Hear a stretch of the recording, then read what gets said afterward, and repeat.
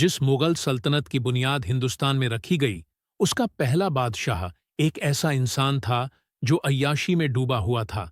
शराब, शायरी और रंगीन महफिलें, ये सब उसकी जिंदगी का हिस्सा बन चुकी थीं।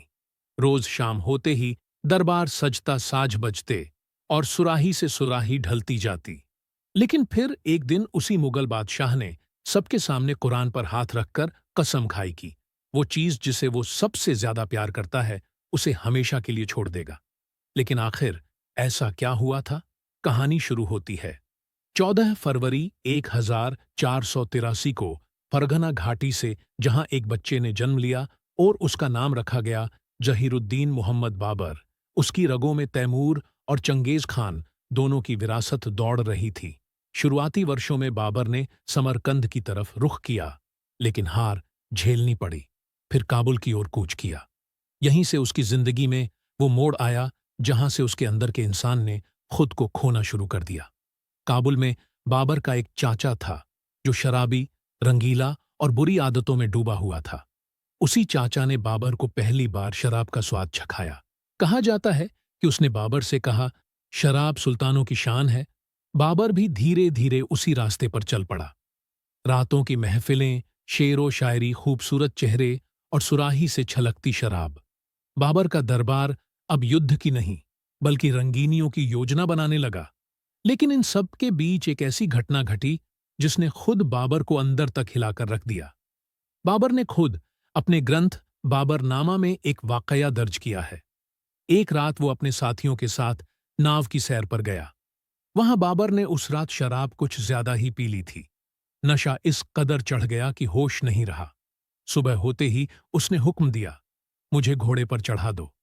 लेकिन जैसे ही घोड़े पर बैठा, वो गिर पड़ा। एक बादशाह जो खुद को संभाल नहीं सका। बाद में जब होश आया तो बाबर को अपने आप से नफरत सी हो गई। उसने खुद लिखा कि यह बादशाह के लायक हरकत नहीं थी। फिर भी शराब का सिलसिला जारी रहा। कई बार उसने छोड़ने की सोची, पर फिर लौट आता उसी नशे में। फिर आया वो साल जिसने बाबर की जिंदगी ही बदल दी। सन 1527। बाबर अब भारत का शासक बन चुका था। साल 1526 की पानीपत की लड़ाई में उसने इब्राहिम लोदी को हरा दिया था। बाबर की असली टक्कर होने जा रही थी। मेवाड़ के राजा राणा सांगा से राजपूतों की विशाल सेना ने एकजुट होकर बाबर को दिल्ली से उखाड़ फेंकने का इरादा बना लिया था। बाबर जानता था कि ये युद्ध सिर्फ तलवार से नहीं जीता जाएगा, बल्कि ये एक ऐसी लड़ाई होगी जो दिल, दिमाग और हौसले से लड़ी जाएगी।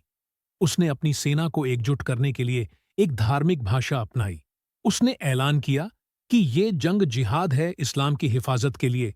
धर्म के नाम पर राणा सांगा की काफिर सेना के खिलाफ ये युद्ध लड़ा जाएगा। मगर तभी उसकी सेना में बैठे कुछ पुराने तुर्क सैनिकों और अफगान सरदारों ने बीच सभा में ही आपत्ति जताई।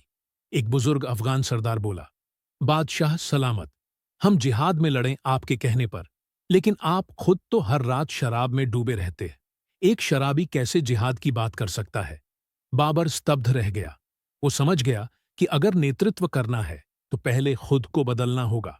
और फिर उसी रात बाबर ने एक ऐतिहासिक ऐलान किया। उसने दरबार बुलाया, सभी सेनापति, सिपाही, सलाहकार, सबको इकट्ठा किया। बाबर ने सबके सामने सुराहियां मंगवाईं और खुद अपने हाथों से उन्हें तोड़ डाला। उसने कहा, आज से ये बादशाह शराब को हाथ नहीं लगाएगा। फिर कुरान मंगवाई गई और बाबर ने हाथ रखकर कसम खाई, मैं जिंदगी में कभी शराब नहीं पीऊंगा और न मेरी सेना में कोई पिएगा।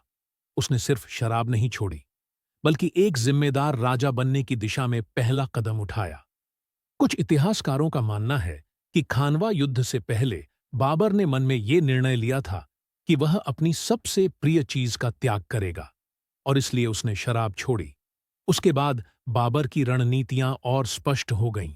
उसने खानवा में राणा सांगा को पराजित किया और फिर साल 1530 में उसने अपने बेटे हुमायूं को उत्तराधिकारी बनाकर इस दुनिया को अलविदा कह दिया।